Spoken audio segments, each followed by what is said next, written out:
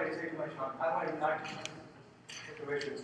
How do I react when they have questions about Islam relative to the current society? So, inshallah, that as well as speaking to many youth, you see that often the youth that are astray or that are not obeying the rules of Allah subhanahu wa ta'ala, that are being influenced. Unfortunately, the Muslim youth of today are plagued with the same diseases as are plagued with the youth of ICLI, the current society here. So, what can we do as parents? What can we do as people who are responsible for raising our children to help them avoid those problems? Help them avoid the alcoholism, help them avoid the drug habits, help them avoid the premarital sex, help them avoid all these things, and not just avoid them, but also strive to obey Allah subhanahu wa ta'ala. Have a fear, have a love of obeying Him on this path to Jannah, obeying the ahkam of Allah subhanahu wa ta'ala. So inshallah, I want to keep in mind that there are a few things that inshallah we want to leave with today, leave here today with. One is obviously we want to leave you today with practical steps on how to become better parents. How to help raise our youth, our children, to become muttaqeen and build that path to Jannah for them. To gain valuable knowledge of how Rasulullah and his companions were parents. And obviously learn what not to do. It becomes both hand in hand. What to do and what not to do. What steps to avoid. So inshallah, the collection of speakers that we have collected here today are parents and as well as have deep knowledge of deen and as well as secular knowledge as well. But one thing I want to emphasize, the success for this seminar is participation. There needs to be, we've even set it up where there's less lecturing and more interactive discussion with the parents. So please, we request, we beg of you that bring out your questions, bring out your concerns, bring out your suggestions as well. You're here, our parents as well, you've experienced what has worked for you, what has not worked for you. So it's not only, inshallah, we want to get your feedback as well, so we can all benefit. Just a few of the basic guidelines, inshallah, the youth, there are programs, the babysitting portion is full, but for the other youth, inshallah, there's programs downstairs, inshallah, they're going to be playing a message movie for them. And just to go over the itinerary real quick, inshallah, the next session will be starting very quickly by Dr. Rahil Jummani.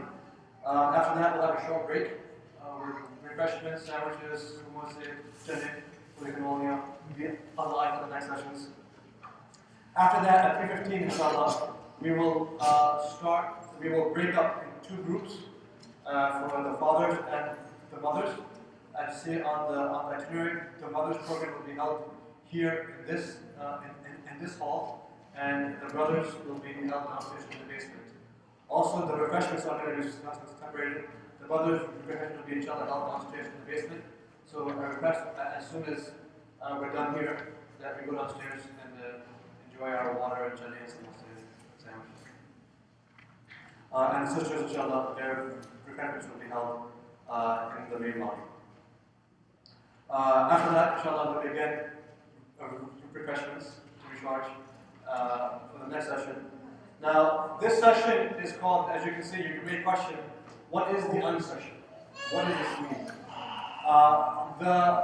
This idea, this concept, was brought to us by a brother who attended a technology seminar, where the entire seminar, there was no topics given. There's no pre-topics, pre-schedule. What it was is that everybody came to this seminar and on a whiteboard, like the one we have behind us, wrote what topics they want to speak about. What topics they want to hear about. So then there was less than, say, 10 topics they were speaking. Then each speaker went, circled the topic, said, I'm going to be in this room, come here, and we're going to talk about this topic. So we could, inshallah, for this, we kind of wanted the same idea for this seminar, is that we want the speakers to talk about what you want to discuss. So this is called the unsession. So inshallah, after each session, what you can do this, there's two ways. One, we'll have a Sharpie here, and you can write the topics that you want to discuss up here on the whiteboard. Or there's a box outside, it is listed topics, and there are index cards that are next to it. You should write down what topic you want to discuss, and inshallah, before the session starts, we will put up all the topics here, and then the speakers will get to go in any random order. They get to go and pick what topic that they want to speak about. So inshallah, Rahil will make his way, and Muhammad will be choosing those topics. Any questions regarding that? Okay, inshallah. So without further ado, inshallah, we'll begin our next session. The title is Parenting, the Social Science Perspective by Dr. Rahil Jummani. Dr. Rahil is currently the head of child psychiatry at NYU campus here in Lake Success. Rahil has I always go to him and say, I want to see, is it really involved with my child?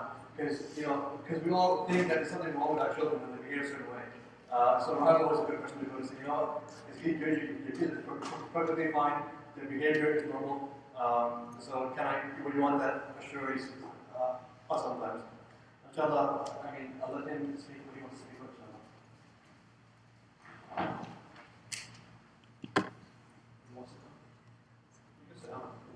The thing to keep in mind is that the session that I'm going to conduct now is not the check against the sessions to come. If anything, we are the check against this.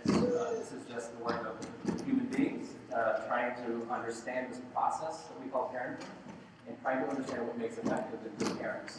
And a lot of the research is not amongst Muslims, it's among the mainstream society here. So keep that in mind. Alhamdulillah, what I can tell you is that I believe that a lot of what I'm going to discuss is going to, inshallah, be consistent with Islam. And for those of you who are strongly adhering to Islam, you'll find that this is already what you practice. So I don't think there'll be any surprises. I think perhaps there are more surprises for people outside the field of Islam in terms of what studies show. And I think there are a lot of misconceptions. You might have some misconceptions. Feel free to interrupt and ask any questions that you have. The more of a discussion it is, the better. But this is going to be the part that's not the unsession, but the session, so it'll seem more like a lecture. I guess I would want to start with a question. The question is, how many of you fear that something about your parenting will have a negative impact on your children and their development? So probably every single person here in the room.